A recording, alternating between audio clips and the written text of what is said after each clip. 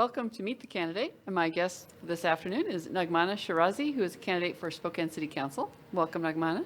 Thank you very much for having me. I appreciate the invitation. Well, I look forward to hearing something about where you grew up and went to school. Of course. So I was born and raised in Karachi, Pakistan.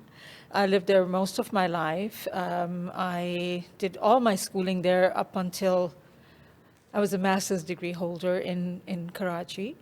And I was lucky enough to have a dad who was a pilot with a commercial airline. So we traveled a lot when we were younger.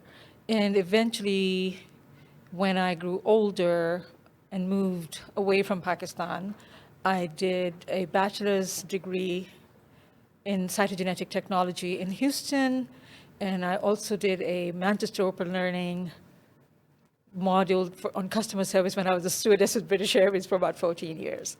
So lived and worked on 3 different continents and went to school on 3 different continents.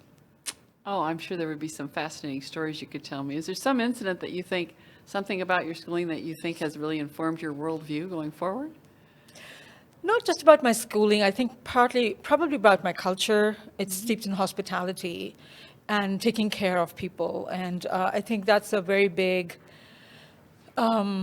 factor in how I was brought up in my family. My mom, we never sat down for lunch or dinner alone. We always had people at the table, and it didn't matter how many of my friends showed up for lunch. She always had food for people. So, that's how I grew up.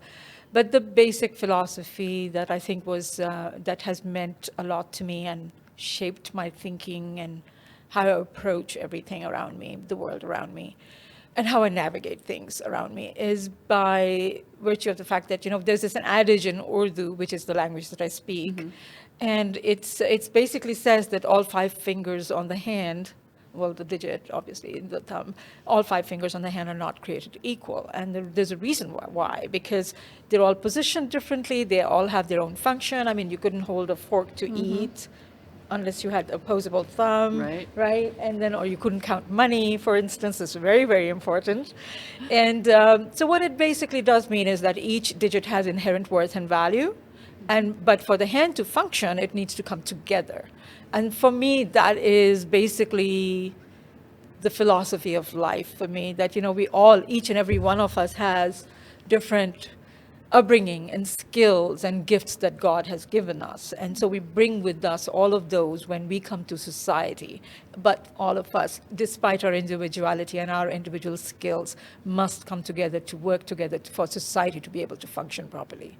That's the biggest philosophy and learning that I have from my years of being on this earth.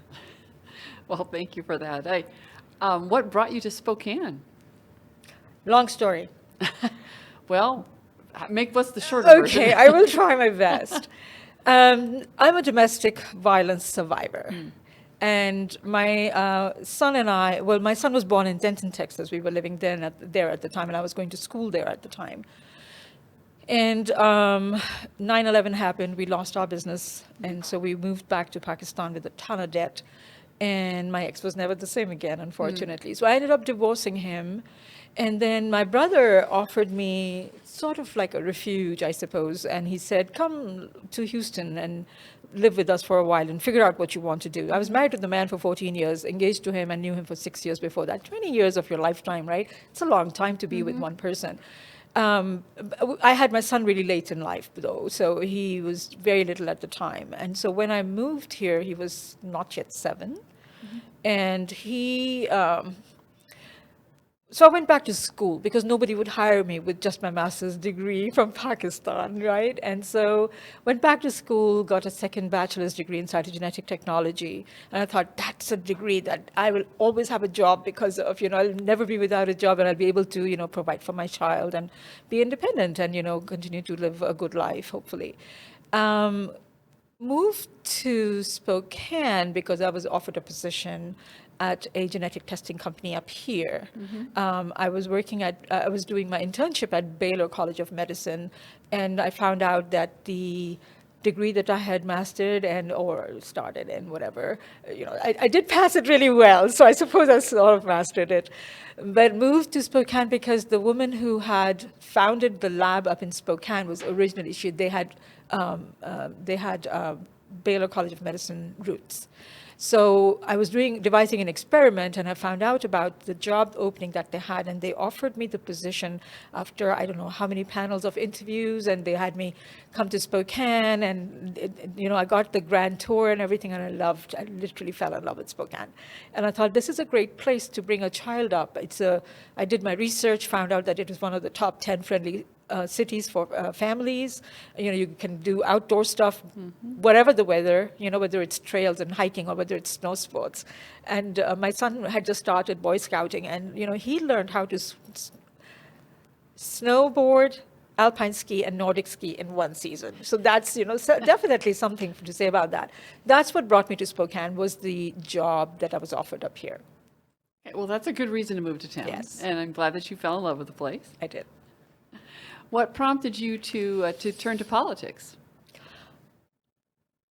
Spokane, despite the fact that it's very welcoming, and I have made so many friends here, and I've been very blessed with, finding people who think like me, and I can be on a really, really friendly basis with, almost like sisters and brothers. Mm-hmm. But it is 88% white. And what happened was that in 2015, there was this this racial profiling initiative being proposed to be placed on the ballot. It was called Proposition 1, which would have empowered any city employee to ask for documentation. So it's very subjective, in the sense that if I'm walking down the street, or my son was just starting to take driver's ed classes, and I kind of started hyperventilating at the thought that, he could be parking at a meter and somebody collecting change from a meter because they're a city employee, see this brown boy and go like, show me your documentation. And that went against the grain for me in a very big way. That's the encroachment on our freedom, and I really thought, this is not right. This is really wrong, because if I speak different, I look different, I'm a different color, or, whatever, but dressed differently, that's giving somebody leverage to be able to ask me for my documentation. Now, my son was born in the United States, so what's he supposed to do? Carry his birth certificate in his back pocket all the time? That's a good question. Right? Mm-hmm. And so that's an encroachment on your civil liberties and your freedom. It's too much of an imposition on a person, I feel. And of course, at the back of my mind was the thought that, Spokane is right high up there with people of color being, adversely affected when it's law enforcement situations, and he's brown. And of course, as a mother, I thought, oh my gosh, I don't even know. I'll never even know what happened to him. He'll disappear one of these days, and I'll never know anything about him again. So I formed a coalition. Initially, it was just 6 organizations, but by the time we ended, it was about 28 different organizations. We called it No Discrimination Spokane. And we took that organization to court, and basically, with a lot of different research that we had done with all of that, because it would have made Spokane City unsafe. People would have been loath to come out and talk about, I'll be a witness to this crime, I saw this happen, or domestic violence situations. And of course, as I said, I'm a survivor of domestic violence. So for me, that was a big deal. So we took that Proposition 1 initiative to court, and the judge agreed with us. It got thrown out. She ruled against that. She agreed with us and ruled against having it placed on the ballot that November. And then, of course, it went to appellate court, and it got thrown out of appellate court, and it was then sent for review by the bench in Olympia. And when it got to the Supreme Court, they threw it out at that time, saying, no, it would definitely have made Spokane City unsafe, and therefore, it was not a ruling that, they upheld the ruling by the Spokane judge. So when that happened, I realized I have a voice, and I have the ability to speak to people where they understand where I'm coming from. Of course, the fact is, you have to come from a place of, a really passionate why, and why it's so important, and how many people it affects. Well, and that's a good place to come to that last 1-minute question, where you have to answer the question, why should people vote for Naghmana Sherazi for Spokane City Council? People should vote for me because I have the lived experience of a lot of people like me in my district. I'm a renter. I am a person of color. I am one of those folks who are struggling to put food on the table, to make sure that the rent is paid, to make sure that the childcare expenses are paid. And, I work for 40 hours a week. I'm gainfully employed. But at the end of the day, it's really difficult to pay all my bills. Why? I'm an immigrant. I don't have any money or, savings or friends and family to fall back on.